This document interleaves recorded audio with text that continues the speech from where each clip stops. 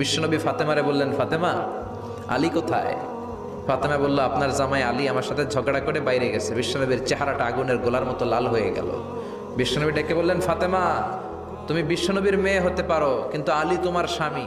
আলী যদি তোমার উপর নাখোশ থাকে, জান্নাতের দরজা তোমার জন্য খুলবে না। কোথায় গেছে আলী, কোথায়?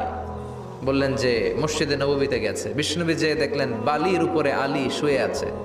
বিশ্বনবী মজা করে ডাক দিলেন, ইয়া আবা তোরাব, মানে হে বালির বাবা আলী, ওঠো। এখন আলী ওঠে না, রাগ করে আসছে। বিশ্বনবী এদিক দিয়ে তাকায়, আলী ওই দিকে তাকায়, মনে মনে কয় এতক্ষণ আপনার মাইয়াই গুতাইছে, এখন আপনি গুতাইতেছেন। বিশ্বনবী যাই বললো, আলী রাগ করো না, ওঠো, তুমি আমার চাচাতো ভাই, আমার ঘরেই তো তুমি মানুষ হয়েছো। ঘাপটি মেরে হাতটা ধরে টান দিলেন। সাইয়েদনা আলী উঠতে বাধ্য হলেন, ঘরে নিয়ে আসলেন। নিয়ে এসে বিশ্বনবী খাটের মাঝখানে শুইলেন। ডান দিকে শোয়ালেন আলীকে, বাম দিকে শোয়ালেন ফাতেমাকে। এবার মেয়ের জামাইকে আর মেয়েকে বুঝাতে